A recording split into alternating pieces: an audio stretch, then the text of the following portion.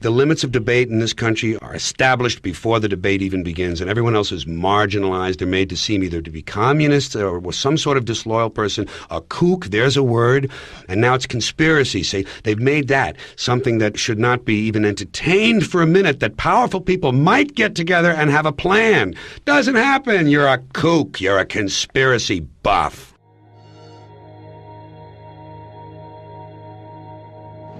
What is at stake is more than one small country.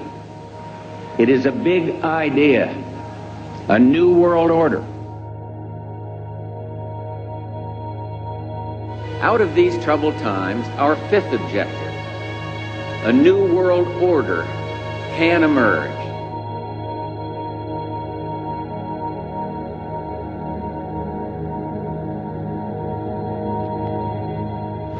В своем движении в другом направлении, к новому мировому порядку, I think новой even цивилизации.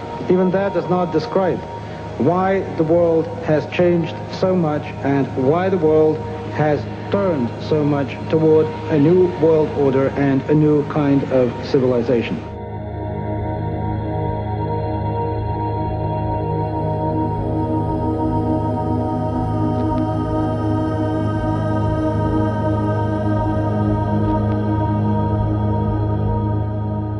After 1989, President Bush said, and it's a phrase that I often use myself, that we needed a new world order, and instead it looks like we got a lot of disorder.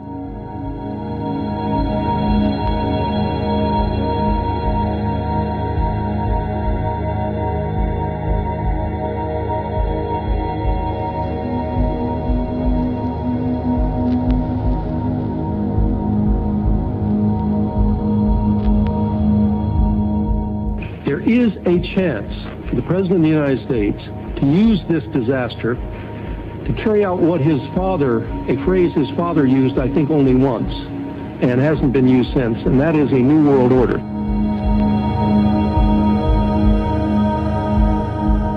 This was a stirring address, in my view, shorter than his father's speech when he announced the New World Order.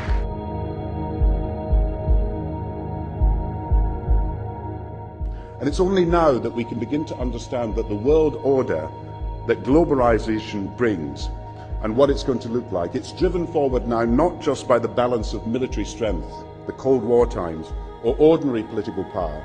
It's being driven forward by a seismic shift in economic power that we see around us. We've got to give them a stake in creating the kind of world order that I think all of us would like to see. Thousands of people gathered to hear Barack Obama deliver key foreign policy speech on his current European tour. The Democratic presidential hopeful laid out his vision for America's place in a new world order, saying he was speaking as a proud citizen of the United States and a fellow citizen of the world.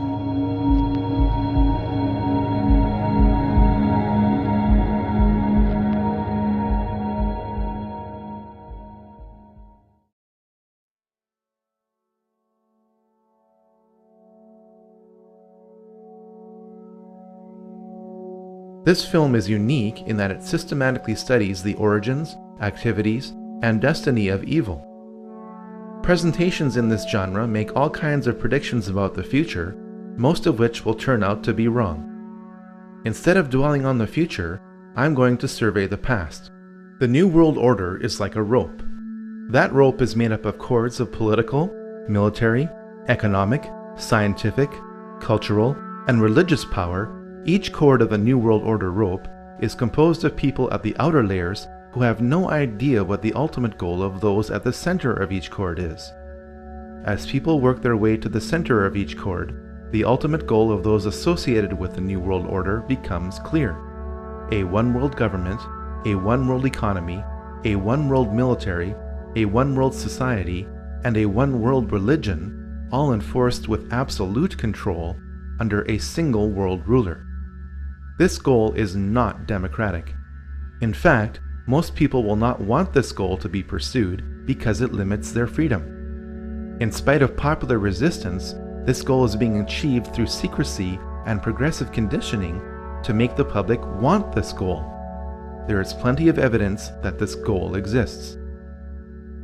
Pat Robertson has written in a book a few years ago that we should have a world government, but only when the Messiah arrives.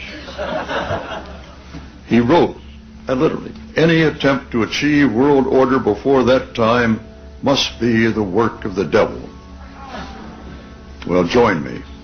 I'm glad to sit here at the right hand of Satan. The primary driver of the New World Order is religion. After all, people act on what they believe. Financial control is a means by which the New World Order funds its primary tool, which is warfare. We must first understand the tool of warfare before we can grasp the matrix of control being applied to us. Once we understand these systems of control, we can then understand the belief systems of those who are controlling us. All this knowledge is necessary to form strategies of resistance to what you are probably not even aware of. But how did this mindset, control system, and tool of warfare get created?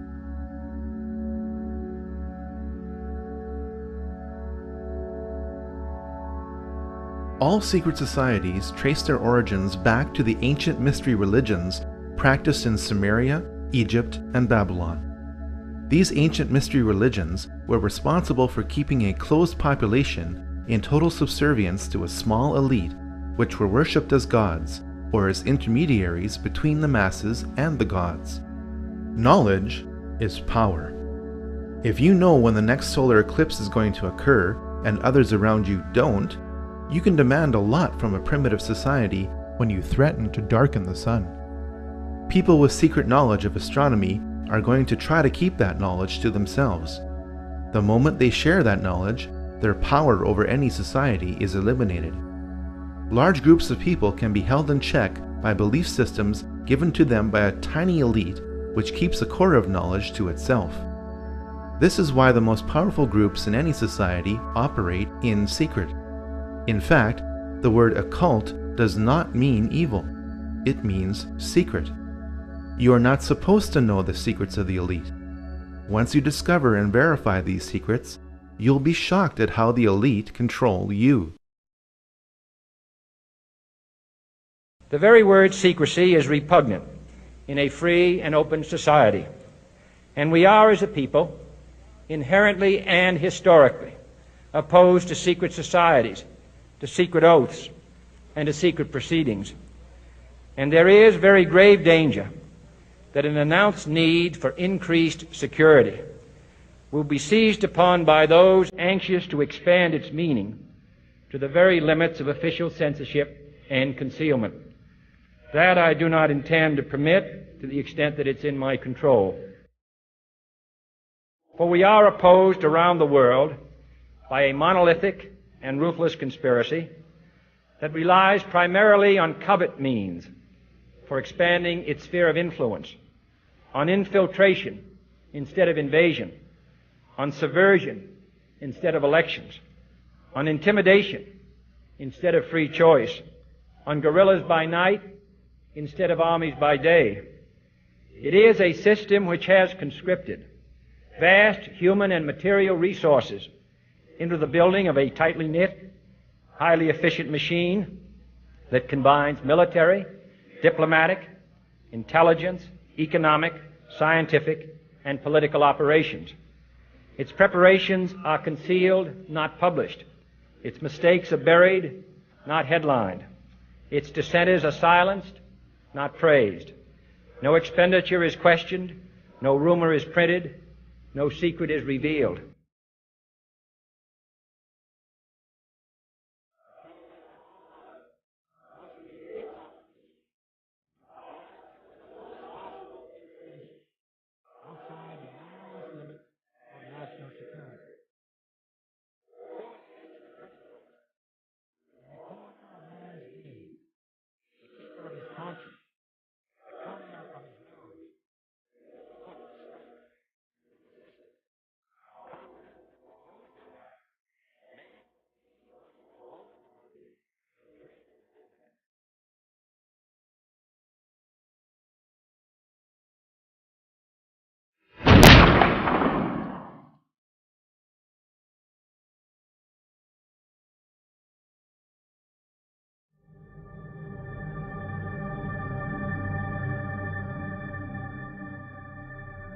While other cultures were practicing pantheism, the monotheism of the Israelites kept them unique.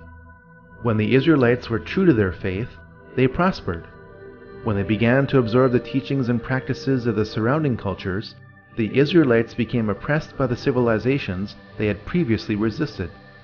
Those within Judaism who were tempted by the occult practices of the surrounding cultures became the vehicle by which secret societies continued right up to today.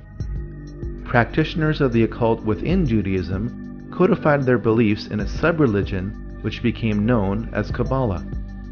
On the surface, Kabbalism appears to be Judaism. In reality, it is the exact opposite of Judaism. The Kabbalah offers an occult counter-explanation to the revelations of the Jewish prophets and the history of the Israelites. The Kabbalah depicts Moses as an occult figure whose purpose was to initiate the Israelites back into the more enlightened and advanced teachings of Egypt. We must grasp this if we are to understand much of what is happening in Israel today.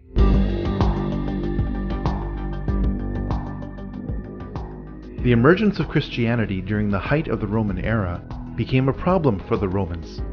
The more the Roman government tried to suppress Christianity, the more Christianity grew. Please remember that the next time somebody tries to tell you that religion is just a tool of control. Because the Roman government couldn't eliminate Christianity, it eventually decided to merge its belief system with it. The moral decline of the early church can be traced back to the time when Constantine decided to become a Christian for whatever reason. The beliefs of the Babylonians, Egyptians, Greeks, Eastern cultures, and Romans infiltrated much of Christianity as the Roman government merged with Christianity. At the heart of this infiltration was Gnosticism. Gnosticism means salvation through knowledge, while Christianity means salvation through Christ. Gnosticism has always been the primary driver of the New World Order.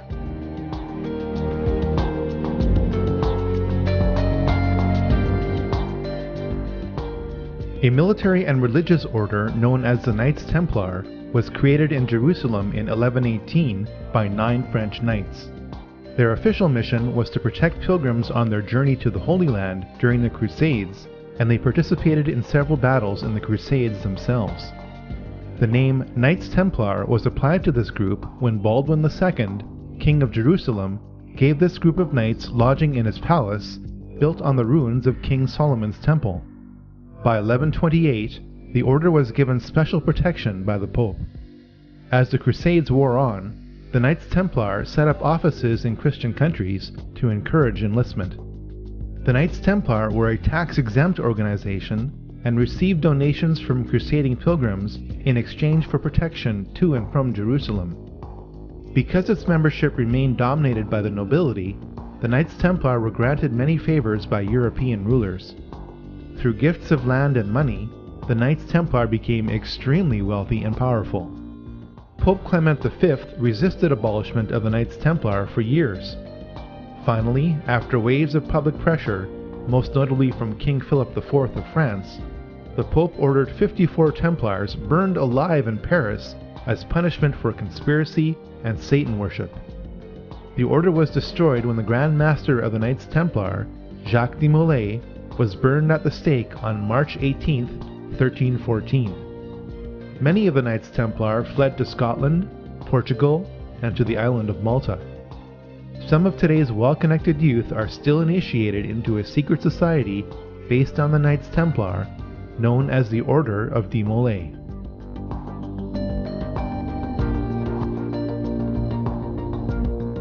The Rosicrucians were a religious order that combined the beliefs of ancient mystery religions with Christianity. It is not known whether the Rosicrucians were founded independently of the Knights Templar. At some point, these two groups merged and became one. After the Knights Templar were abolished, the Rosicrucians became the key vehicle by which occult teachings were spread throughout Europe. This has also been the case in much of the Jesuit order as it led the Counter-Reformation.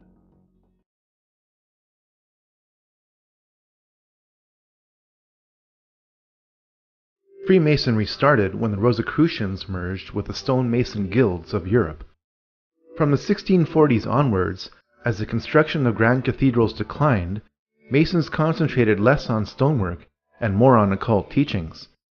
By 1717, the world's first Grand Lodge of Freemasonry was established in London. Freemasons were initially viewed positively by the public for doing good works, and the number of lodges grew rapidly throughout Europe.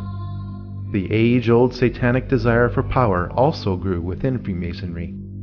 A secret society within a secret society, made up of only the highest levels of Freemasons, fathered a ruthless philosophy that is affecting us to this day.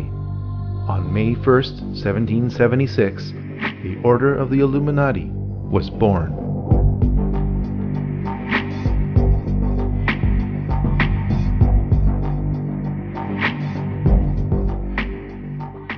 The Illuminati were a perfect storm of Freemasonic, banking, and religious interests. If you are truly interested in separating fact from fiction, what remains as fact about the Illuminati from original sources is most disturbing. By reading Robeson's Proof of a Conspiracy, the goals of the Illuminati become clear. Abolition of all monarchical government and patriotism to it. Elimination of private property and inheritance. Destruction of the traditional family. And eradication of all religion. The Illuminati were an extreme sect of Freemasonry. The effects of these institutions cannot be overemphasized. Over 5,000 years of occult history have been focused into Freemasonry and the Illuminati. Around 250 years of occult practices have flowed from them. The modern financial system was created by a family which had connections to the Illuminati. The goals of communism are identical to the goals of the Illuminati. Modern propaganda movements can be traced back to Freemasonry and the Illuminati. Every major war, from the French Revolution onwards, has been influenced by Illuminati philosophy to progressively promote a one-world government. The Illuminati were headed up by Adam Weishaupt. Weishaupt had a Catholic background and, contrary to popular myth, was not a Jesuit or secret Jew. When his father died when Adam was 5, Weishaupt was sent to live with his godfather, rector at Ingolstadt University. Because the university was a Catholic institution, the rector brought home many suppressed books, which Adam read. Weishaupt graduated with a Doctor of Law degree from the University of Ingolstadt in 1768. Though the Pope disbanded the Jesuits in 1773, they were still allowed to teach canon law at the university because they were the only ones who were qualified to do so. This angered Weishaupt and pushed him further towards the radical teachings he read as a child. At first, Weishaupt had only a few disciples who met locally in Weishaupt's apartment in Ingolstadt, Germany. To my knowledge, this is the only presentation to prove the physical origins of the Illuminati. From this upper room, an evil philosophy of extreme rationalism was born. Weishaupt was initiated into the Masonic Lodge of Theodore of Good Counsel in Munich in 1777. Through his growing associations with Freemasons, priests, preachers, professors, dukes, colonels, and counts, Weishaupt worked to weave the Illuminati into the rope of Freemasonry. The nobility wished to become members of the Illuminati to establish more connections to advance their own enterprises and interests. Members of the Illuminati were gradually told the intentions of the group as long as they agreed with them and could be trusted to keep its secrets. In 1782, dozens of participants attended the Masonic Congress of Wilhelmsbad, which became the power base of the Illuminati. At its height, the Illuminati had around 2,000 members. The House of Rothschild was on its way to becoming the most powerful banking family in the world. Mayer Amschel Bauer, a Jewish coin dealer of humble origins, changed his name to M.A. Rothschild. He placed a red shield in front of his banking house, which incorporated a hexagram. The family crest has evolved over time, but maintains this element within it to this day. Mayer Rothschild never became a member of the Illuminati, nor did he finance this movement as is commonly believed. Rothschild did act as banker for 2 members of the Illuminati. Archbishop Prince Karl Theodor Delberg attained the highest degree within the Illuminati in 1784 and was a traitor for France and Napoleon.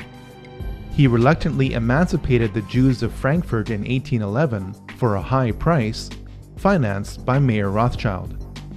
Karl, Landgrave of Hesse-Kassel, was deeply into the occult and was the main organizer of the Congress of Wilhelmsbad, held at the summer home of Karl's brother, William IX, Elector of Hesse. The House of Hesse built up one of the largest fortunes in Europe by hiring out mercenaries conscripted from its own kingdom to other nobilities. Mayer Rothschild handled the mercenary blood money of the House of Hesse by becoming its banker in 1783. The House of Rothschild grew from its connections to members of the Illuminati, and not because the two were combined. Despite their best efforts at necessary secrecy, the Illuminati were exposed in 1784 by the Bavarian government, which soon issued an edict banning all secret societies. The workings of the order were contained in writings seized by the Bavarian government, which took them so seriously as to publish them in an official document entitled The Original Writings of the Order of the Illuminati, which was distributed to the major governments of Europe. Some members of the Illuminati were arrested, while most fled Bavaria under the edict. This only spread Illuminati philosophy further throughout Europe. Adam Weishaupt went underground and re-emerged under the sponsorship of Duke Ernst II of Saxe-Coburg-Altenburg, where he would continue to write books on the Illuminati until his death.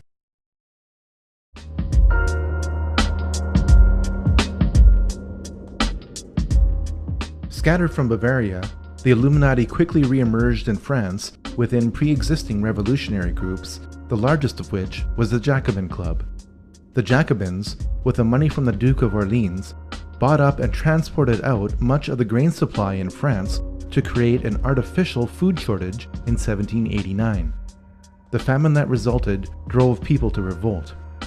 The Jacobins told the people to blame the famine on King Louis XVI and Queen Marie Antoinette.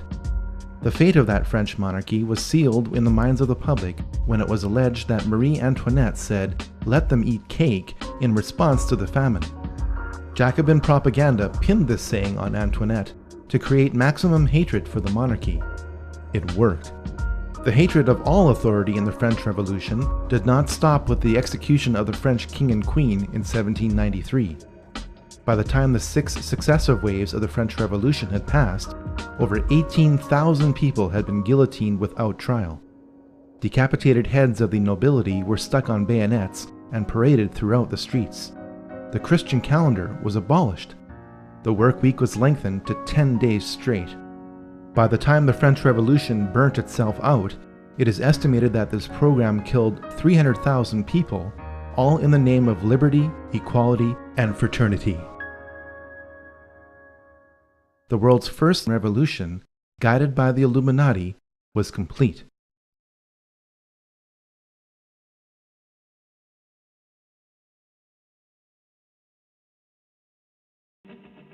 Though Mayer Amschel Rothschild died in Frankfurt in 1812, his empire grew through his family. Perhaps the one quote in modern English which sums up Mayer Rothschild's ambitions is this: "Give me control of a nation's money supply, and I care not who makes its laws." Towards the end of his life, Mayer told his 5 sons that they should expand the Rothschild banking empire throughout Europe. Nathan was sent to London. Amschel stayed in Frankfurt. Solomon went to Vienna. Karl traveled to Naples. James stayed in Paris. The establishment of the 5 centers of the Rothschild banking family is symbolized by the 5 arrows in the Rothschild family crest. The alliance between the Rothschilds and Illuminized Freemasonry continued with this new generation. Freemasonry was a common element with Adam Weishaupt, 3 of the 5 Rothschild brothers, and Napoleon Bonaparte. Napoleon was initiated into Freemasonry in June 1798. Napoleon was part of the Inner Masonic Club, but his imperialist ambitions could not be contained. Keep in mind that Napoleon appointed himself as King of France in December 1804. Napoleon enjoyed immense success as Emperor of France, yet his policies contained a fatal flaw. Napoleon's Banque de France which would provide interest-free loans to the people of France, was a direct threat to the Rothschild banking empire. The Rothschilds decided to defeat Napoleon's army, not through military conquest, but by financial dominance. Napoleon needed so much money to finance his war that he agreed to sell all French territory in America through the Louisiana Purchase of 1804. Nathan Rothschild in England took Prince William's money transferred to Amschel Rothschild in Germany and used it to fund British forces. Jacob Rothschild in France was one of several banks helping to fund Napoleon's army. This means that the Rothschilds were busy funding both sides of the War of 1812. The modern financial system, started by the Rothschilds, has been funding both sides of every major war for 200 years. While the Battle of Waterloo was a defeat for Napoleon, it also was a guarantee of financial domination for the Rothschilds. Because the Rothschilds had a network of banking couriers throughout Europe, they were the only merchants allowed to pass through the English and French blockades. One of these couriers crossed the English Channel with the news that Wellington had won the war, a full 24 hours before Wellington's own courier. Nathan Rothschild knew that he was armed with this critical information before anyone else was. He ordered his workers to start selling holdings of British war bonds. Other traders observed this maneuver and started selling their bonds in a panic. The bonds became worthless as everyone thought that Rothschild's action meant that Napoleon had won the war. Nathan Rothschild then instructed his traders to buy all the British bonds they could get. When London heard the news that England won the war against Napoleon, British bonds gained a level of value even higher than before the war began. The ownership of such a vast sum of high-value bonds meant that the Rothschilds literally owned the Bank of England. On top of all this, there were the profits to be made from loans to Europe to repair the damage done by Napoleon. From the Battle of Waterloo onwards, the interests of the British Crown and the Rothschilds were so intertwined that the Rothschilds were given titles of nobility. Eventually, through intermarriage, the Rothschilds became royalty.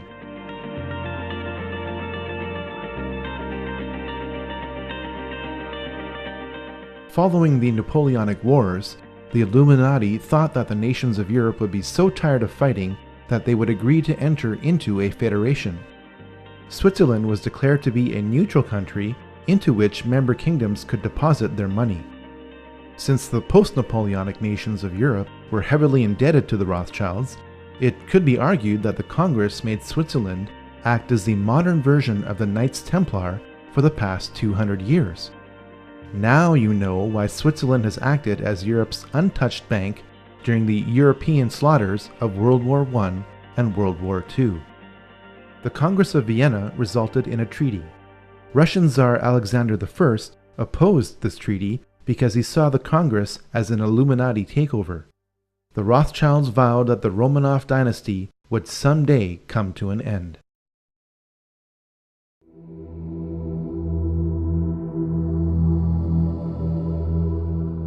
Columbus did not discover anything. The Vikings arrived in North America 500 years before Columbus did. Manly P. Hall, the most prolific Masonic author of all time, wrote a compact book in 1944 entitled The Secret Destiny of America. It confirms that the Old World knew about the New World for thousands of years. Columbus sailed to the West because his family and those who paid for his expedition were steeped in Rosicrucianism and wished to lay the foundation of a new world order. One only has to look at the cipher used in his signature for proof of this claim.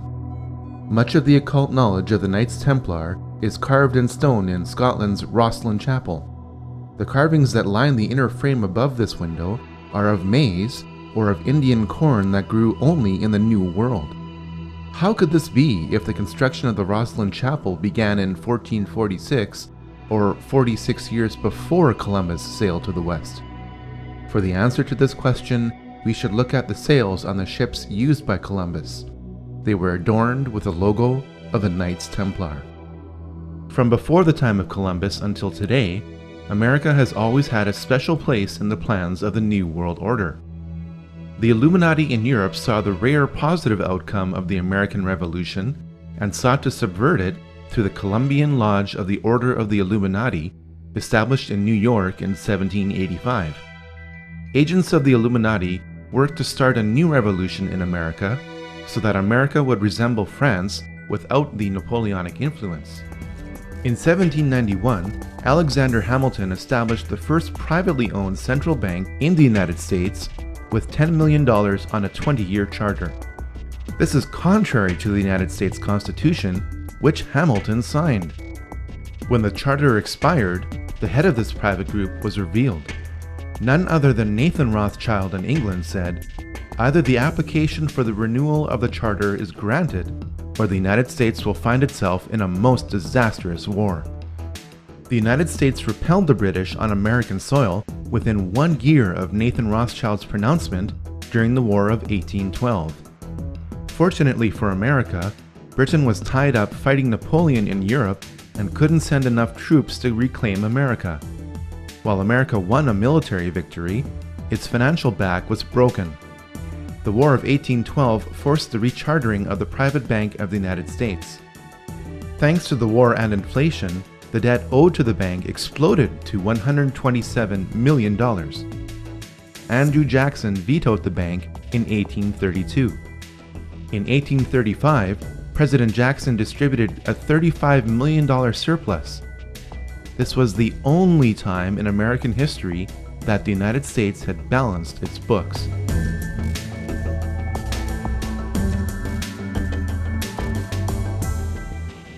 The Rothschilds had their sights set on reclaiming America. A divide and conquer strategy would be used by creating a conflict between the North and the South. The North was to be a British colony annexed to Canada under the control of Lionel Rothschild. The South was to be a French colony given to Napoleon III of France under the control of James Rothschild. Lincoln's main problem shifted from slavery, which he outlawed, to how he was going to pay for the defense of America against the international bankers who were destroying it. Lincoln came up with a brilliant solution called the greenback. The government would print its own interest-free currency that would later be redeemable in gold. The bankers wouldn't stand for this. On April 14, 1865, 5 days after the South surrendered, Lincoln was shot by John Wilkes Booth. Booth was a member of the Knights of the Golden Circle.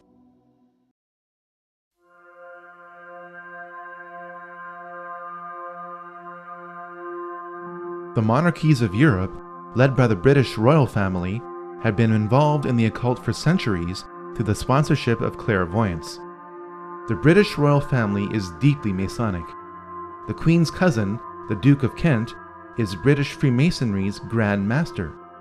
There is even a Freemasonic lodge in Buckingham Palace.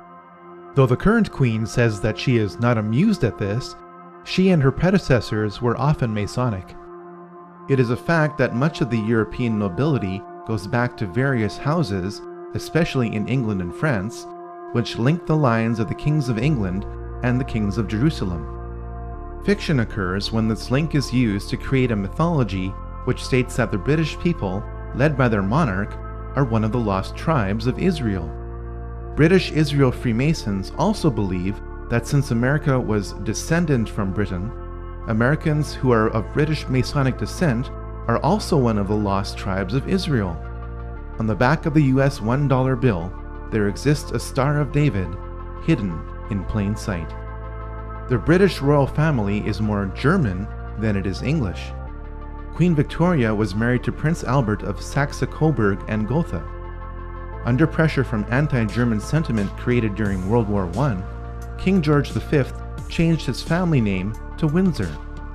When Princess Elizabeth wanted to marry Prince Philip of the House of Schleswig-Holstein-Sonderburg-Glücksburg, she faced the same problem that King George did.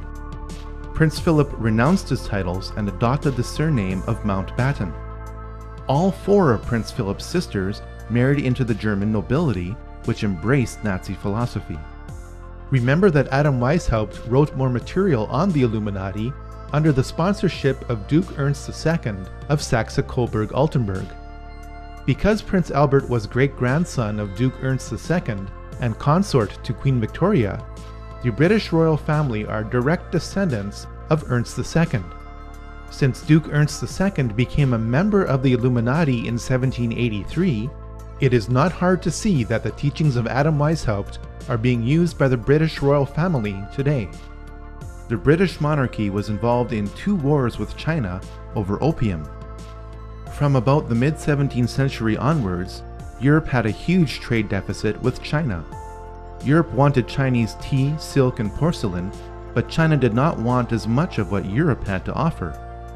This trade deficit problem was made worse by the fact that Chinese emperors demanded to be paid in silver and gold coin. The problem was solved when British traders began importing opium into China from India. Large areas of China became addicted to opium.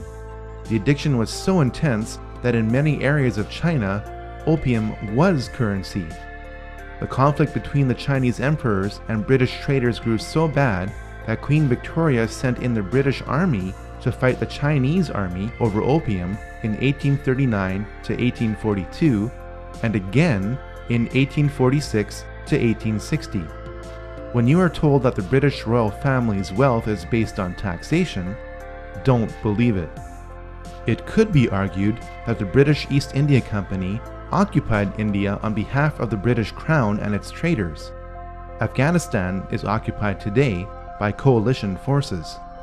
In 2007, 93% of the world's opium production came from Afghanistan. The 2006 Afghan opium harvest was also valued at $3 billion.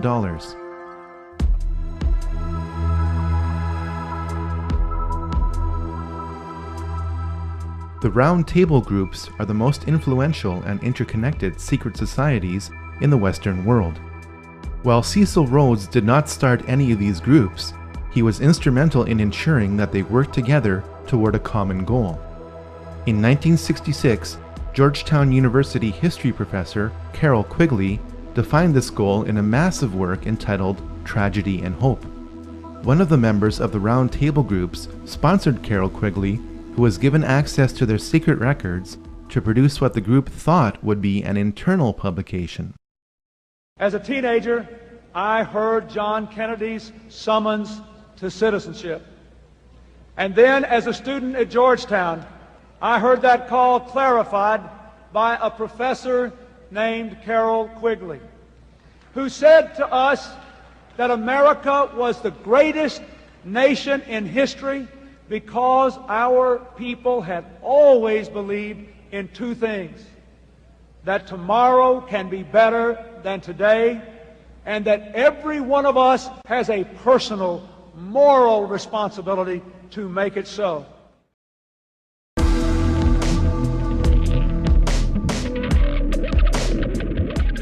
Soon after Adam Weishaupt died, Italian patriot Giuseppe Mazzini was appointed to be the head of the Illuminati in 1834. Mazzini became a 33rd degree Mason while attending Genoa University.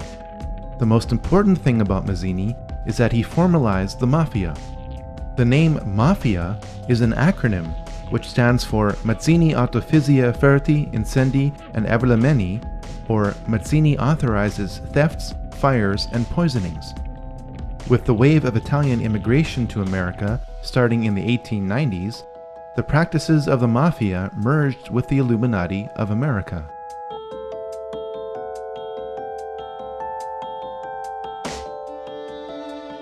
Next to Adam Weishaupt, Albert Pike is the most influential Freemason in history. Pike was asked by American Freemasons to reform its rituals. He did so in a Masonic handbook entitled Morals and Dogma of the Ancient and Accepted Rite of Freemasonry, published in 1871. The Knights of the Golden Circle, or KGC, was a Masonic organization dedicated to establishing a golden circle of territories between Mexico, Central America, the Caribbean, and the southern states, which would officially sanction slavery. Albert Pike was associated with the KGC and created several spin-off groups from it, including the Ku Klux Klan. While he was Sovereign Grand Commander of the Scottish Rite of Freemasonry, Albert Pike created his own office of Chief Justice of the KKK. This is also borne out at the location of his statue, which is in Judiciary Square in Washington, D.C. Albert Pike is responsible for inflaming racial tensions that were the official cause of the U.S. Civil War. Now you can understand how the American Civil War was really about who would control the money supply of the United States, and that slavery was a secondary issue in this conflict.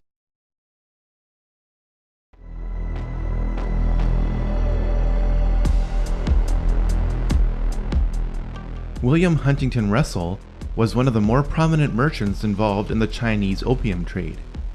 Born in America, Russell did what most wealthy businessmen did during the Industrial Revolution: protect his assets from taxation by establishing a tax-free foundation.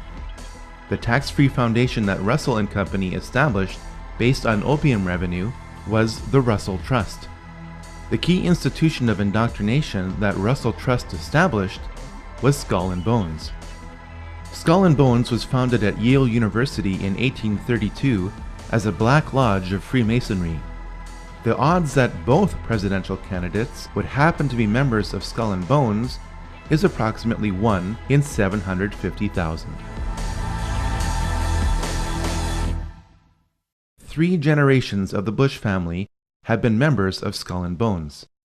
George W. Bush, his father George H.W. Bush, and his father before him, Prescott Bush, were all members of this occult secret society. It has been alleged by members of Skull and Bones that it was Prescott Bush who stole the skull and bones of Indian Chief Geronimo and placed it in the tomb as a source of spiritual power. George W. Bush never apologized for his activities in Skull and Bones. One of the first things he did as president was appoint many of his fellow bonesmen to positions of power.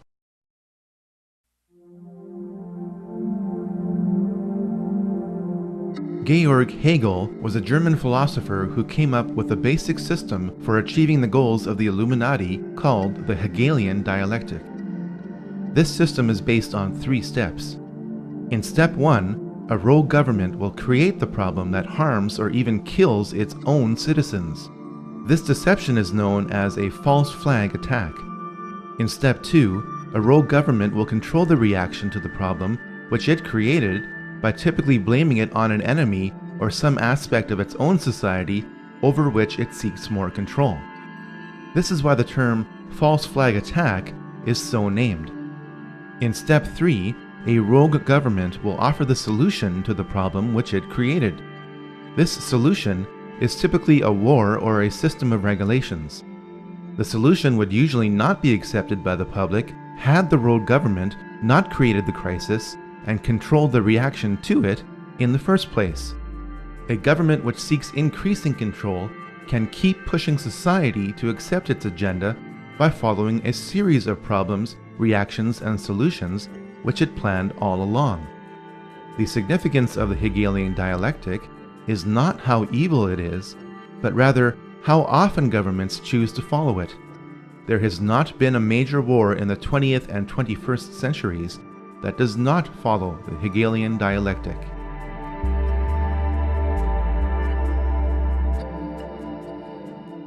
Though his family converted to Christianity, Karl Marx became a Satanist during his university years. In a poem entitled Pale Maiden, Marx wrote, "Thus heaven I forfeited, I know it full well. My soul, once true to God, is chosen for hell." Over time, Marx became a 32nd degree Mason. Karl Marx met up with German philosopher Friedrich Engels. Engels joined a revolutionary group 10 years earlier, founded by Giuseppe Mazzini. It was Engels who would feed Karl Marx physically and intellectually for life. Marx published the Communist Manifesto in 1848 based on a draft from Engels. The manifesto was commissioned by the Communist League in London, whose history can be traced back to the Jacobin Club and the Illuminati. The foundations of communism are identical to the goals of the Illuminati. Karl Marx was always looking for money.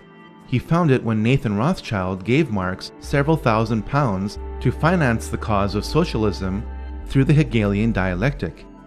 Marx wrote Das Kapital in 1867, which became known as the Bible of the working class. While his Bible called for the working class to rise up and overthrow the financial bourgeoisie, Marx evidently did not practice what he preached. In an 1864 letter to his uncle, Marx announced that he made £400 on the stock exchange. Nikolai Lenin picked up where Karl Marx left off. Lenin admired Mikhail Bakunin, who wrote, "The evil one is the satanic revolt against divine authority.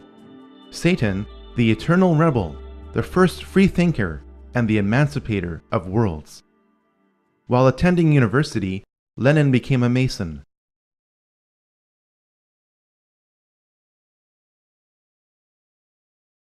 Stopped by Andrew Jackson and delayed by Abraham Lincoln, the international bankers finally seized control of the financial system of the United States. On December 23, 1913, the Federal Reserve Act passed through Congress when most congressmen were home for Christmas. President Wilson promised to sign the Federal Reserve Act in exchange for campaign contributions.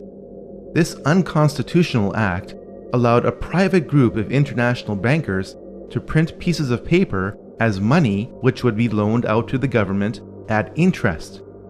Leading directly or indirectly through their agents, the most prominent members of this group were J.P. Morgan, J.D. Rockefeller, Jacob Schiff, and Max and Paul Warburg. Every member of this group was connected in different ways to the Rothschilds. The international bankers wasted little time in doing what they do best: finance wars.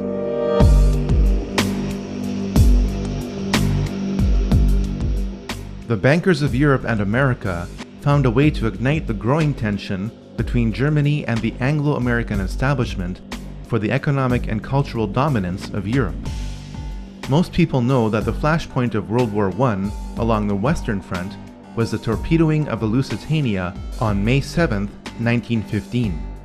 What most people don't know is how the operations of the Lusitania were engineered to provoke this war. British intelligence broke the German war code in December 1914. This meant that the First Lord of the Admiralty, Winston Churchill, knew where every German U-boat was in the English Channel. The Lusitania slowed to await the arrival of its military escort through the channel. Churchill ordered the escort to return to port. The Lusitania was crawling alone through a war zone. A private letter from Churchill removes any doubt as to whether he intended for the Lusitania to be sunk. Roughly 1,200 people lost their lives in an engineered event designed to start a war. The Germans claimed that the Lusitania was carrying arms from America to be used by Britain against Germany. 93 years later, this claim has been proven to be true. The English-speaking press, controlled by the CFR in America and the Rothschild-owned news services in Europe, published the claim that the barbaric Germans had attacked an unarmed passenger ship. This ignores the fact that the German government placed warnings in New York newspapers reminding passengers that the ship would be sailing into a war zone. The best example of how the Illuminati bankers funded both sides of World War I was given through Max and Paul Warburg. Paul Warburg's firm of Kuhn, Loeb & Company was in charge of Liberty Loans, which helped finance the American military. Max Warburg's firm of M.M. Warburg & Company helped finance the German military. The Rothschilds were unable to control Russia because of the Tsar until World War I, when the alliance between the European and American bankers was complete. Jacob Schiff spent $20 million in gold to finance the Russian Revolution through Leon Trotsky, who was exiled in style in New York. Of the 384 commissars that were to make up the new Russian government, 264 had come from the United States. When the ship carrying the men and materials for the revolution were seized at the port of Halifax by Canadian authorities, President Wilson secured their release by stating that if they weren't let go, the US would not enter the war. Lenin, exiled in Switzerland, promised to make peace with Germany if he overthrew Russia's temporary government. He was placed in a sealed railway car with $5 million in German gold and was sent to Russia. When the elections were held in November 1917, Lenin's communists received only 24% of the vote. Lenin had to use force in order to represent the people. The United States stepped in with enormous amounts of food and relief supplies as famine gripped Russia while Lenin took control of it. This opened the door for American industrialists and financiers like J.D. Rockefeller to build the infrastructure of Russia. The net effect was that America continued to support the Communist Revolution. This support was extended as power was transferred from Lenin to Stalin in spite of Stalin's ruthlessness. World War I ended according to the master plan of the 20th century Illuminati financiers. They knew that communism could only continue so long as capitalism supported it. The financiers also knew that the oppressive chains of the Treaty of Versailles would be broken by a leader who would eventually rise up from within Germany. Welcome to the first round of Problem, Reaction, and Solution.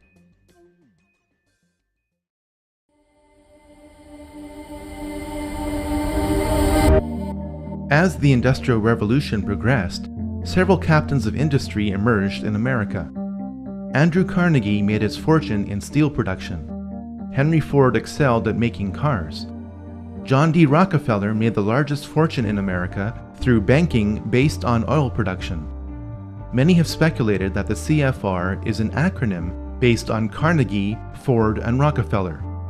While this may not be the case, all three of these men have had a financial stake in the CFR, which was officially formed in New York in July 1921.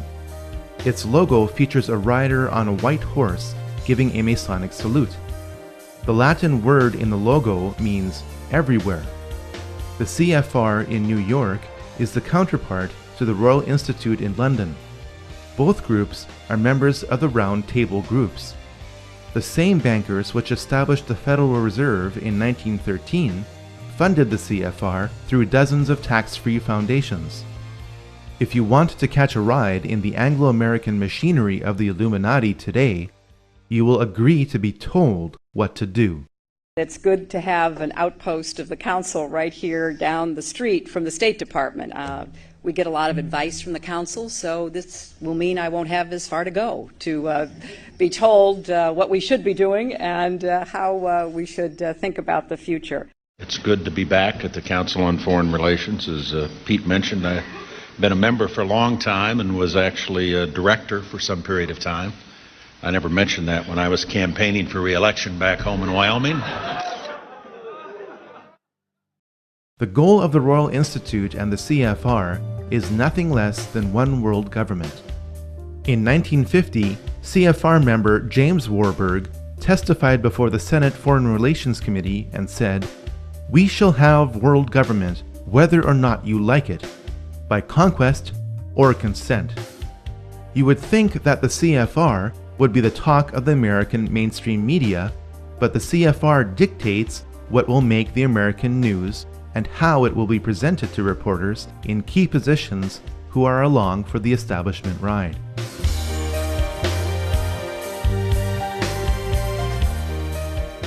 Following World War I, the League of Nations was the first popular attempt at creating a world government. The League was promoted as the way of providing a collective security, since an attack on any one member of the League would be considered an attack on all. The League failed as an organization, but acted as a successful stepping stone for the globalists. The League of Nations allowed the international bankers, like J.D. Rockefeller, to give more loans to more nations, provided the international bankers controlled the banking system of that nation. When the Bank for International Settlements was established in 1930, the Illuminati financiers gained more control of the world's money supply. This was all the more reason to start World War II.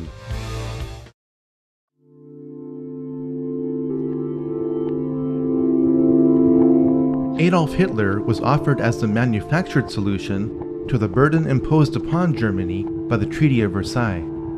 The event Hitler created to take control of Germany was engineered through a false flag attack.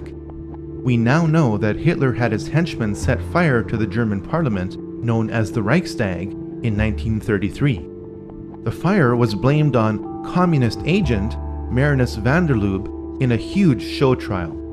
In reality, van der Lubbe was a mentally handicapped individual picked up off the streets. Hitler's mighty war machine was funded and created by Wall Street. The Treaty of Versailles induced Germany to default on its debt. The Dawes Plan replaced the treaty after 5 years and allowed links to be made between American and German industry and finance. From the mid-1920s to the late 1930s, through the Bank of International Settlements, over $135 million was loaned to the German electrical, steel, and chemical industries from Wall Street. The profits on these loans were considerable. Without the technology for extracting petroleum from the German coal fields supplied by Rockefeller-owned Standard Oil of New Jersey, the Nazi war machine would have ran out of gas. One of the funders of the Nazi war machine was Prescott Bush, father and grandfather of 2 U.S. presidents. According to files from the U.S. National Archives, Prescott Bush was a partner in Brown Brothers Harriman. This was one of the corporations used by industrialist Fritz Thyssen to move assets between America and Germany. Prescott Bush's assets in Union Banking Corporation were seized under the Trading with the Enemy Act in 1942, after America entered the war. The Bush family fortune was built in part from funding the very enemy that would kill over 400,000 American troops. May I introduce our co-editors for this edition of the Longines Chronoscope. Our distinguished guest for this evening is the Honorable Prescott Bush, United States Senator from Connecticut. I think we have made, just in this year, very marked and noticeable progress in connection with the Cold War. Included in that, too, should be our efforts to get at this subversion business within our own government. The ideologies of the Nazis and the Communists were set against each other by the Illuminati financiers in a dialectical struggle. Both ideologies are flawed and use the same means to produce the same result. The Illuminati financiers chose to eliminate the Nazi movement and preserve communism for one very important reason. Hitler started to print money just like the Federal Reserve. At this point, all of Europe was tied up in war with itself. The problem and reaction stages of World War II would only be solved through America. America entered World War II based on the Pearl Harbor attack that was allowed to happen and deliberately made worse. The Japanese signals indicating the time, place, and resources to be used in the attack were remotely intercepted and sent to President Roosevelt. President Roosevelt chose not to relay the information to Pearl Harbor. America now had the excuse to attack Germany, even though Germany never attacked America. The Japanese were ready to surrender in February 1945, but 2 nuclear bombs were dropped on them after this date instead of being used in Europe. The madness of World War II accomplished several things for the Illuminati financiers.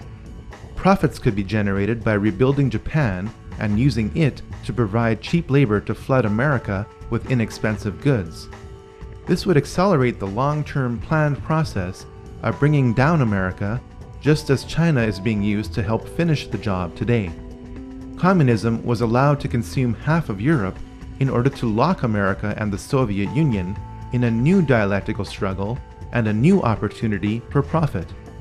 Most importantly, World War II paved the way to create the United Nations and the Nation of Israel. It must be noted that the top 4 players of World War II had ties to the occult. Hitler was deeply involved in the black arts. He joined a group focused on esoteric teachings called the Thule Society. This is where the logo for the Nazi Party came from. The occult foundation of Nazi philosophy was laid by Dietrich Eckart, not by Adolf Hitler. Joseph Stalin was involved in Freemasonry. Here we see him giving the same sign of the hidden hand, the same hand sign of Freemasons Napoleon and Solomon Rothschild. Franklin Roosevelt was a 32nd degree Mason. Winston Churchill was a member of 2 Masonic lodges, including a Druidic lodge. When you look at a photograph of the 3 main characters involved at the Yalta Conference in February 1945, keep in mind that all 3 were Freemasons.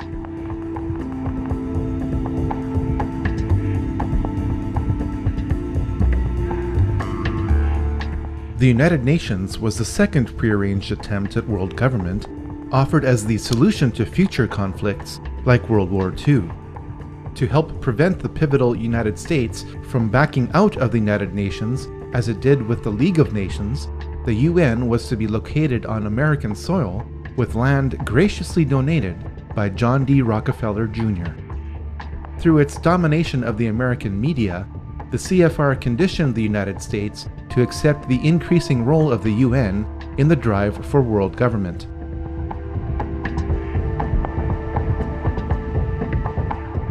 Political Zionism, a tool of the Rothschilds, clearly expressed the desire to create Israel long before World War II.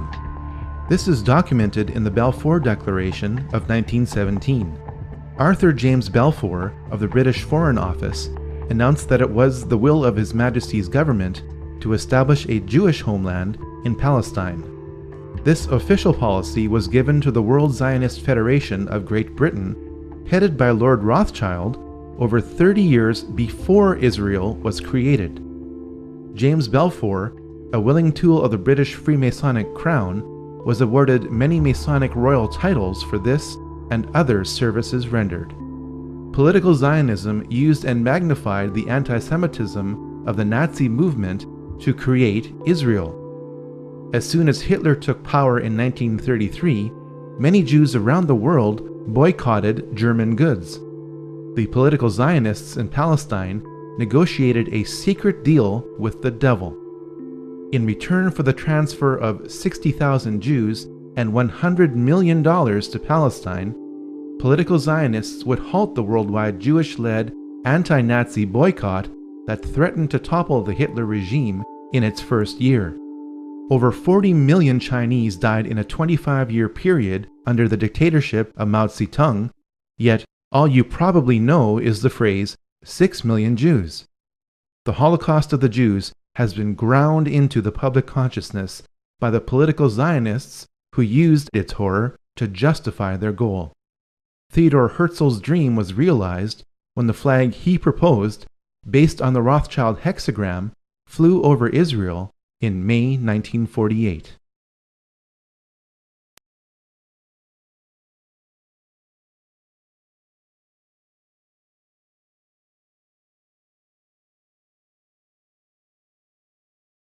The wars against Asian communism for 30 years were symptoms of a much larger problem. The problem was that the Illuminati financiers were using a new dialectic to control the world. By pitting the capitalist West against the communist East, the world was locked in a state of bipolar tension with little chance of truly breaking free. The arms race between America and Russia was the best symbol of this tension. Russia was given the tools and technology to make the atom bomb by the American establishment in 1944. In spite of this, Russia and America spent over $5 trillion on weapons that would have guaranteed mutually assured destruction many times over. In his closing speech to the nation in January 1961, President Eisenhower warned about the military-industrial complex.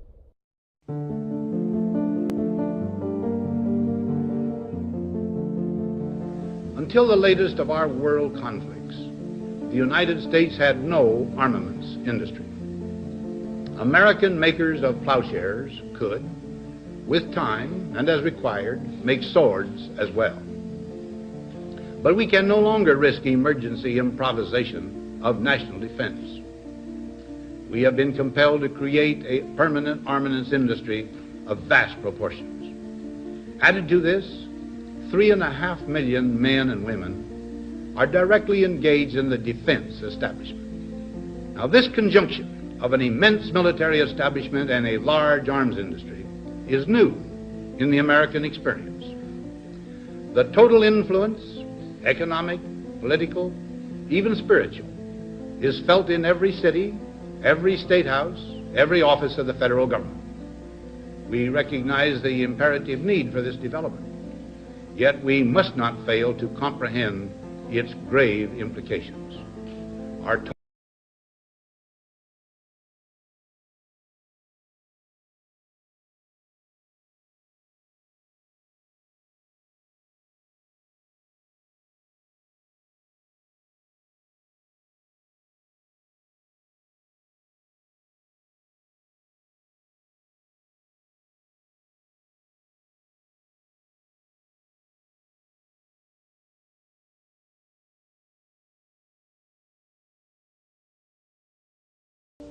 We should take nothing for granted. Only an alert and knowledgeable citizenry can compel the proper meshing of the huge industrial and military machinery of defense with our peaceful methods and goals, so that security and liberty may prosper together. We didn't listen to him then. We still aren't listening now. The Illuminati financiers planned for the failure of communism. Communism as a system is guaranteed to fail without support. It failed in 1989 through the symbology of the fall of the Berlin Wall. China was busy by this time producing goods for the capitalist West. In 50 years, the planet went from a multipolar world to a bipolar world to a monopolar world. In the meantime, 3 more secret societies emerged to help manage the planet without your awareness or consent. The time to encourage another war would soon be around the corner.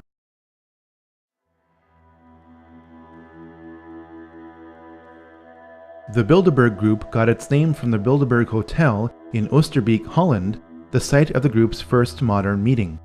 It was founded by Prince Bernhard of the Netherlands in 1954, though its practices can be traced back to the Knights Templar. The Bilderberg Group was originally concerned with a regional Europe for the benefit of its members at the expense of national sovereignty. Over time, its scope has broadened to include balanced membership mainly from NATO countries.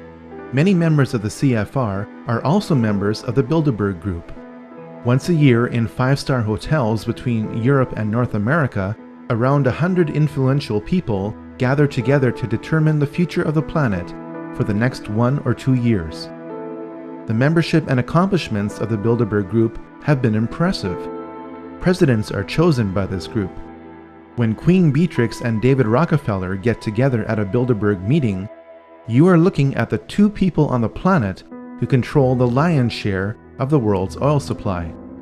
The 2008 oil price and credit boom and bust were planned events according to leaks from the Bilderberg Group in 2006.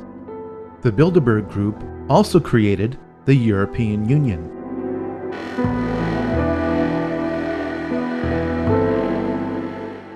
The Club of Rome promotes peace and prosperity, but does so in a way that advances world government at the expense of national sovereignty. It was founded in April 1968 by Aurelio Pecci, a prominent Italian industrialist. Affiliations with the Club of Rome have included members of the Rockefeller family and the CFR. Of all the globalist organizations we have encountered so far, the Club of Rome is the group which is the most heavily involved in the New Age movement, regardless of its size. This group specializes in promoting neo-feudalism to justify social and economic control.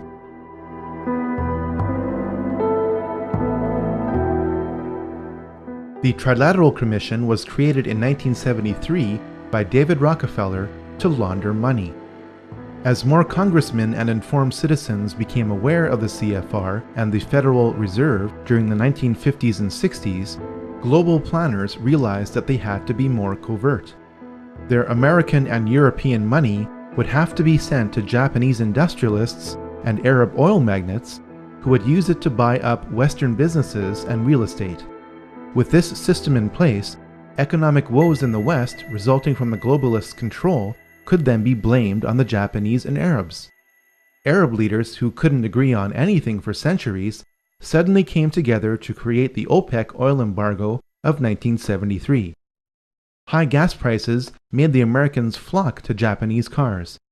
This system of Western, Eastern, and Middle Eastern trade promoted global interdependence and made lots of money.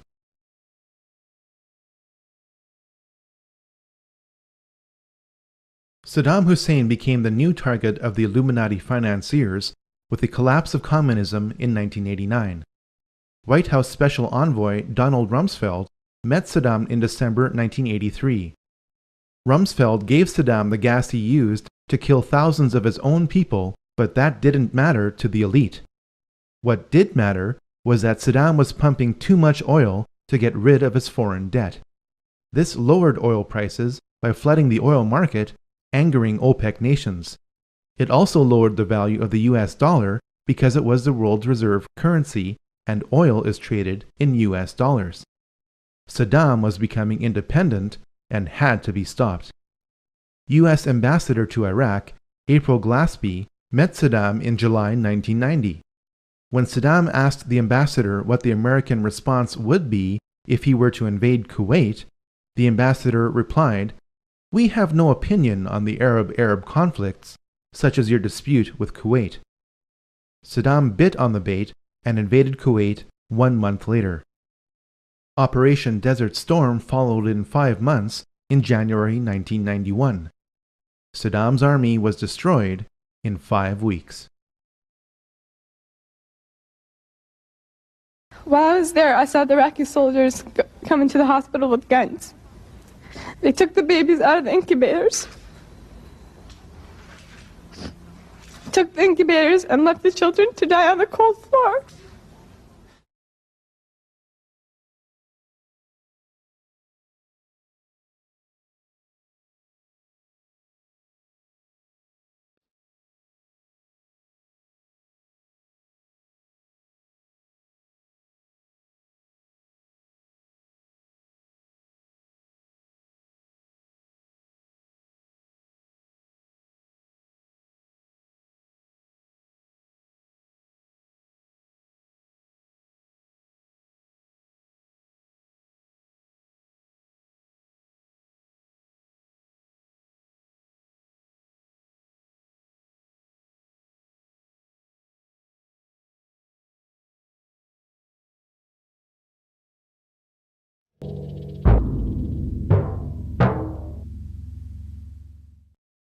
All right, we are now led to understand that there are also firings in another city in Saudi Arabia.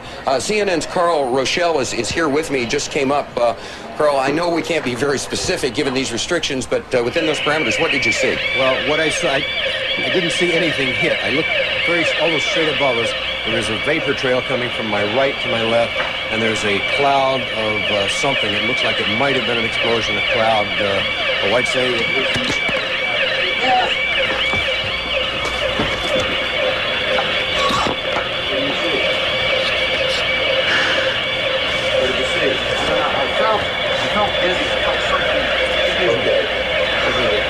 You take it. Okay. My apologies for that. He's putting on a gas mask. There hasn't been any gas dropped here that we could tell. You smell anything? No. You may smell some of the fumes from a missile exhaust going off.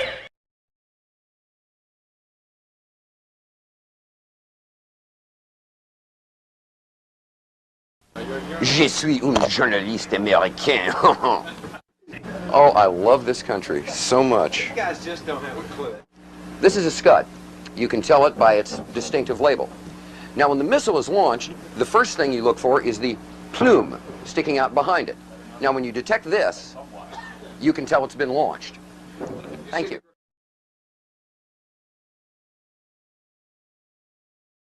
Have you sniffed any rocket fumes lately? You got a gas mask around, bud? Oh, I get it. Oh, I see. That's good. And yeah, I thought it was.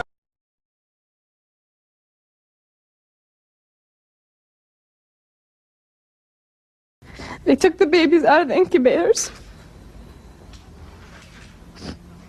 took the incubators and left the children to die on the cold floor. And they had kids in incubators, and they were thrown out of the incubators so that Kuwait could be systematically dismantled. It's a proud day for America, and by God, we've kicked Vietnam syndrome once and for all. Thank you very, very much. Saddam's baited invasion meant that the nation of Iraq and its rich oil reserves could be held indefinitely as ransom by the globalists from 1991 onwards. But this was not enough for the elite. George Herbert Walker Bush, member of Bohemian Grove and Skull and Bones, whose father helped finance the Nazis, signaled the intention of the Illuminati. His New World Order speech to Congress was given on September 11th, 1990, exactly 11 years before another staged event. The crisis in the Persian Gulf, as grave as it is, also offers a rare opportunity to move toward an historic period of cooperation. Out of these troubled times, our fifth objective, a new world order, can emerge.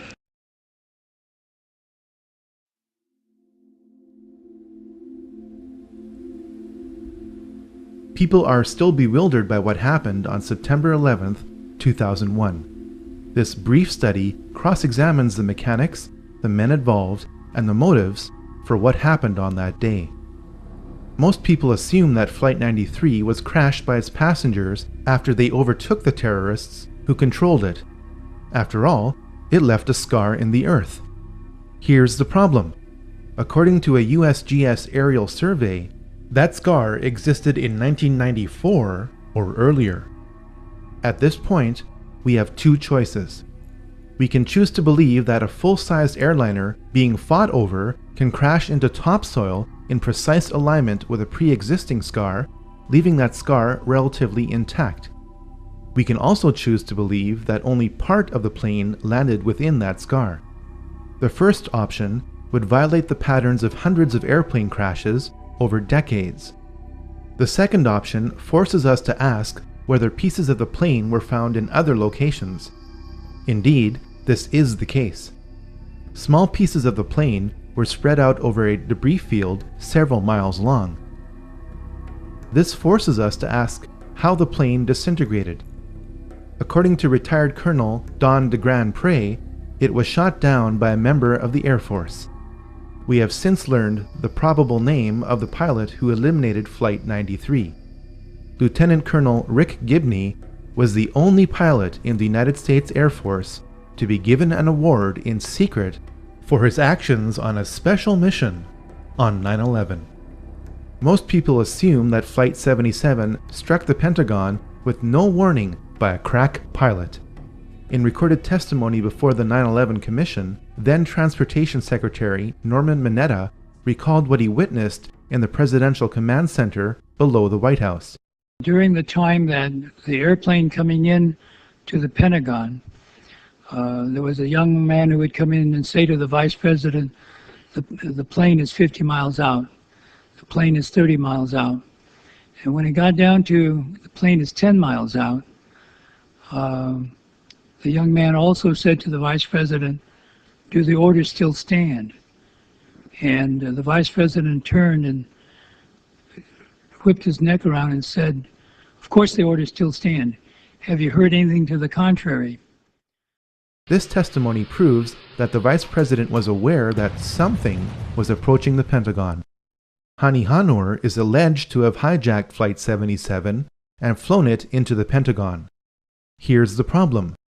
The flight parameters for Flight 77, obtained under the Freedom of Information Act from the National Transportation Safety Board, indicate that the flight deck door remained closed once the plane was in flight. The mid-air hijacking of Flight 77 could not have taken place if the cockpit door never opened. One of the popular myths of 9/11 is that the Twin Towers were towering infernos. If that's true, then people wouldn't have been told to return to work in the South Tower.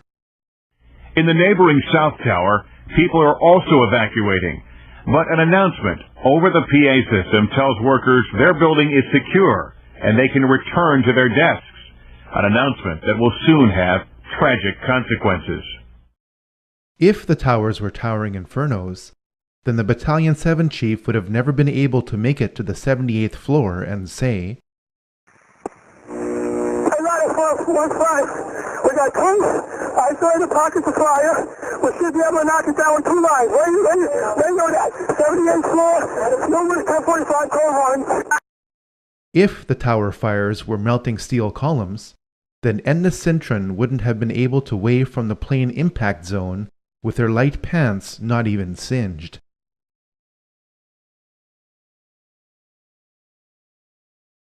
The collapse of Building 7 forces us to consider other possibilities for the collapse of the Twin Towers. Here's the problem. Building 7 was not hit by a plane and not splashed with burning jet fuel, yet at 5:20 p.m. on September 11th, Building 7 fell exactly like the Twin Towers did. For the third time today, it's reminiscent of those pictures we've all seen too much on television before, when a building was deliberately destroyed by well-placed dynamite to knock it down. The most logical explanation for the building collapses on September 11th is the most outrageous: through the use of explosives. All explosives leave residues. A 2009 peer-reviewed scientific paper has been published in the Open Chemical Physics Journal proving that explosive residues of specialized thermite, which could only have been made in advanced military labs, were found in preserved dust samples from the remains of the buildings. Jet fuel is premium-grade kerosene which cannot melt steel. Thermite is a mixture of iron oxide and aluminum. When ignited, it burns at over 2,500 degrees Celsius to instantly liquefy steel. There is plenty of evidence that thermite was used on that day and that it kept reacting for weeks after the buildings collapsed. You'd get down below and you'd see molten steel running down the channel rails.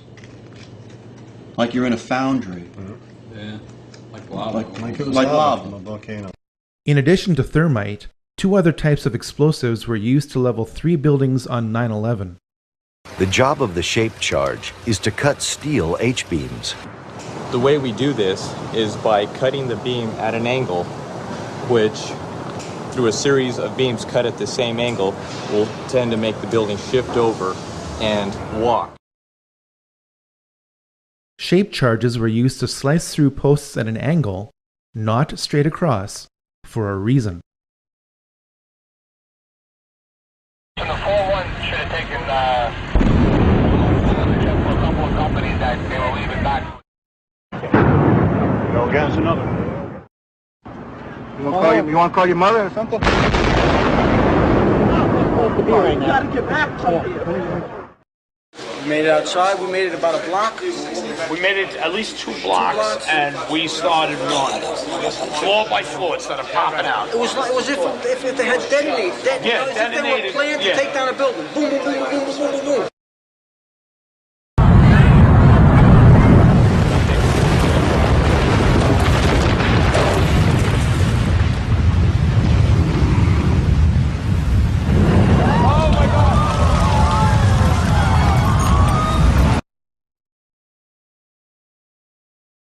Based on the evidence, the final roll sequences after pre-weakening with thermite and shape charges was most likely done with nuclear explosives. Don't think of Hiroshima.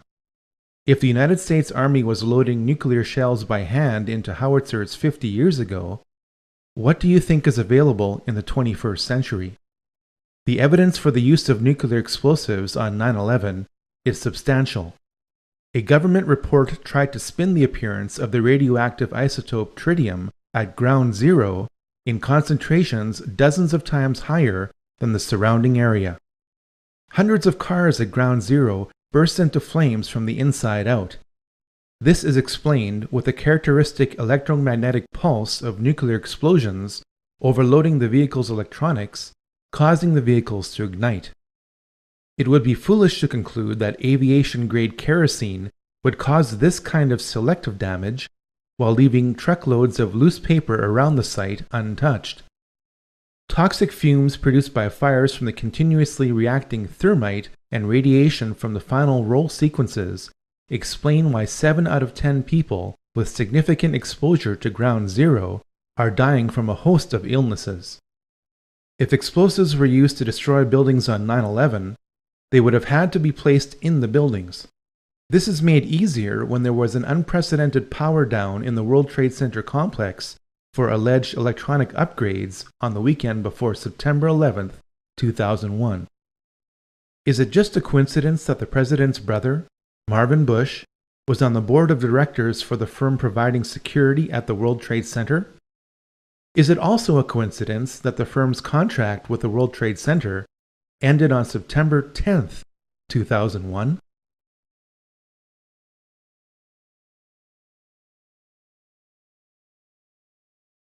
The so-called terrorists who attacked America without warning were trained and lived at U.S. military bases. The radical Islamic terrorists of 9/11 got drunk in a Florida bar, paying for their drinks with a wad of cash. Some of the terrorists who died in 9/11 have turned up alive and well. The 9/11 terrorist list has not been updated. Documents reveal that Osama's CIA codename was Tim Osman. This leads us back to Zbigniew Brzezinski because he created the Mujahideen in the late 1970s, which were later renamed Al-Qaeda. The people of Pakistan know what the US will never admit to, that Osama bin Laden is a CIA asset. Who is Osama bin Laden? He's just a character created by America. Well, actually, 98% of Pakistan would probably follow along the same line. They believe that Osama is basically a CIA agent who is working undercover to put a bad image of Islam. Really? You know, that land over there is yours. You'll go back to it one day because your fight will prevail and you'll have your homes, your mosques back again because your cause is right and God is on your side. This is assuming that Osama is still alive and that the conveniently timed release of new Osama recordings aren't faked. This brings us to why 9/11 occurred. James R. Bath met George W. Bush during their time at the Texas Air National Guard. Both were kicked out for being AWOL. Through a trust agreement created in July 1976, James Bath was authorized to invest money from Salem bin Laden, father of Osama bin Laden. This was at the time when George Bush Sr. was director of the CIA. 3 years later, James Bath bought 25,000 shares in Arbusto 79 Limited, George Bush Jr.'s oil company. The Bushes do business with the bin Ladens. The Saudi bin Laden group makes its money from being the main construction conglomerate of the House of Saud. The Saudis make their money from supplying oil to America to create an artificial demand for the US dollar. Oil, the dollar, and war, the House of Saud, the House of Bush, and the House of bin Laden are all connected. George Bush Sr. was a member of the Carlyle Group, a venture capital firm heavily invested in arms sales. On the morning of September 11, 2001, George H.W. Bush was president when the Carlyle Group hosted a conference at a Washington hotel. Among the guests of honor was a valued investor, Shafiq bin Laden, brother to Osama.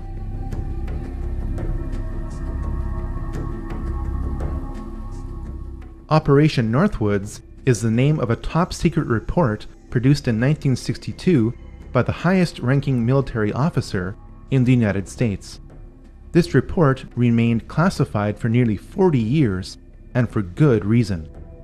It suggested that the United States military should attack America under a system of pretexts. The attack would then be blamed on Cuba as an excuse to invade Cuba. The details of this report are staggering. Items inside a military base could be blown up and burnt. A ship at harbor could be sabotaged by starting large fires with naphthalene. Funerals for mock victims could be conducted.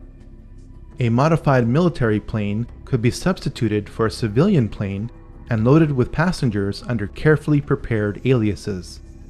The military aircraft would then be converted to a drone.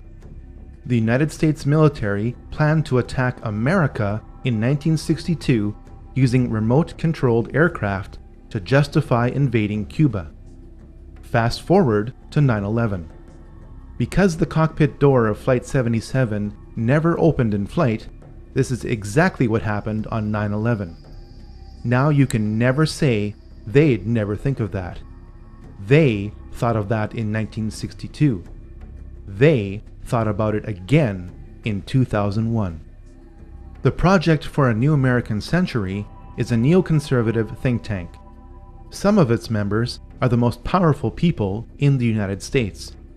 In a report dated September 2000, 1 year before 9/11, this group wanted to turn the United States military into a vehicle of global domination. You may doubt this interpretation until you turn to page 60. Here, we read that advanced forms of biological warfare that can target specific genotypes may transform biological warfare from the realm of terror to a politically useful tool. This report noted that this transformation would trouble American allies and would take a long time, absent a catastrophic and catalyzing event like a new Pearl Harbor. The goal of the war on terror is to make loads of money and to accelerate the next great dialectical war. Insurgents keep being captured, but some of them turn out to be MI5 agents. Over 160,000 soldiers and 180,000 civilians and mercenaries are being used to fight 100 Al-Qaeda soldiers. Members of Al-Qaeda are being trained at US military bases. Opium is flowing from Afghanistan. The lies are so thick that bricks of cash are being given out to soldiers to keep them quiet. The Illuminati do not want peace. They want more wars. I met Rockefeller through a female attorney I knew, and I met him and I liked him, and he was a very, very smart man. He's the one who told me 11 months before 9/11 ever happened that there was going to be an event. Never told him what the event was going to be, but there was going to be an event, and out of that event, we were going to invade Afghanistan to run pipelines from the Caspian Sea. We were going to invade Iraq, to take over the oil fields, establish a base in the Middle East, and make it all part of the New World Order. And sure enough, later, 9/11 happened. And I remember he was telling me how you're going to see soldiers looking in caves for people in Afghanistan and Pakistan and all these places. And there's going to be this war on terror, which is no real enemy. And the whole thing is a giant hoax, but it's a way for the government to take over the American people. And he said the end goal is to get everybody chipped, to control the whole society, to have the bankers, the elite people, the bankers and some governor controlling the world. In earlier times, it was easier to control 1 million people than physically to kill 1 million people. Today, it is infinitely easier to kill 1 million people than to control 1 million people. It is easier to kill than to control. He has proven to be an outstanding friend and somebody who I've learned an immense amount from. And for him to support me in this campaign and then be willing to come out here to Iowa is a testimony to his generosity. So if everybody could please give Dr. Brzezinski another round of applause.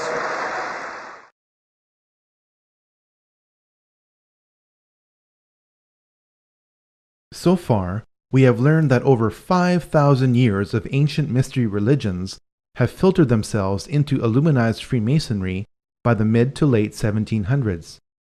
We have learned that every major war since the French Revolution has been manipulated through the Hegelian dialectic to provide more control to the Illuminati. We have also learned that Israel was an Illuminati creation. But where are we going from here?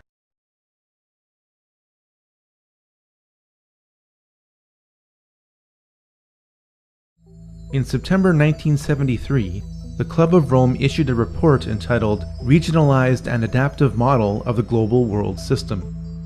It proposed dividing the world into 10 kingdoms.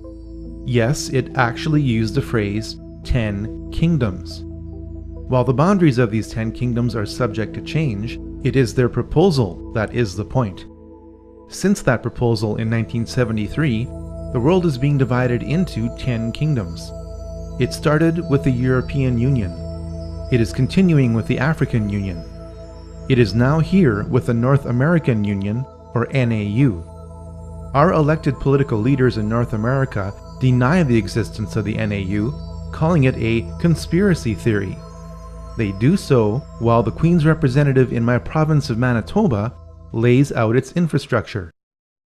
Can you say today that this is not a prelude to a North American Union similar to a European Union? Are there plans to build some kind of superhighway connecting all three countries? And do you believe all of these theories about a possible erosion of national identity stem from a lack of transparency from this partnership? A couple of my opposition leaders have speculated on massive water diversions and superhighways to the continent, maybe interplanetary, I'm not sure as well. Manitoba is also taking a major role in the development of a mid-continent trade corridor, connecting our northern port of Churchill with trade markets throughout the central U.S. and Mexico. I'm amused by some of the speculation, some of the old, you call them political scare tactics. If you've been in politics as long as I have, you get used to that kind of technique, where you lay out a conspiracy and then force people to try to prove it doesn't exist. That's just the way some people operate. An alliance has been built with business leaders and state and city governments spanning the entire length of the corridor. When fully developed, the trade route will incorporate an inland port in Winnipeg with pre-clearance for international shipping. I'm amused by the difference between what actually takes place in the meetings and what some were trying to say takes place. It's quite comical, actually, when you realize the difference between reality and what some people are talking on TV about.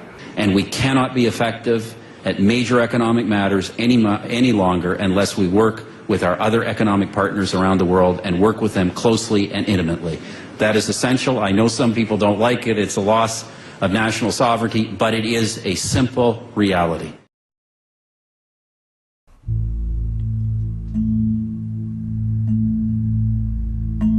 A lot of people are wondering about the future of America. New York is a dominant multicultural city. New York is also home to the United Nations, the premier organization of world government. The United States was allowed to become the world's biggest debtor nation when it became bankrupt in 1933, eventually along with all other nations, because your birth certificate is a bond. You are pledged as collateral on the debt of your nation.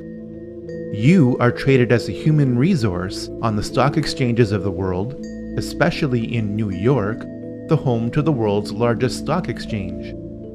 Perhaps the greatest sign of America's pending destruction is on the back of the US $1 bill. You have been told that the bird on the right is an eagle. That's not what Manly P. Hall viewed it as. He knew that it was a phoenix, the ancient mythological bird of fiery rebirth. The phoenix is used to describe how old systems of power are deliberately destroyed to produce new systems of power. The system of power that is being built now is described on the left side on the back of the US $1 bill. You have been told that the Latin phrase Novus Ordo Seclorum means a new order of the ages. If you understood what the Roman poet Virgil meant when he wrote what this phrase is based on, it means God hath favored our undertakings, new order secular, or new world order. The occult purpose of America is to usher in the new world order on the back of what appears to be a trusted democracy. This purpose is hidden in plain sight.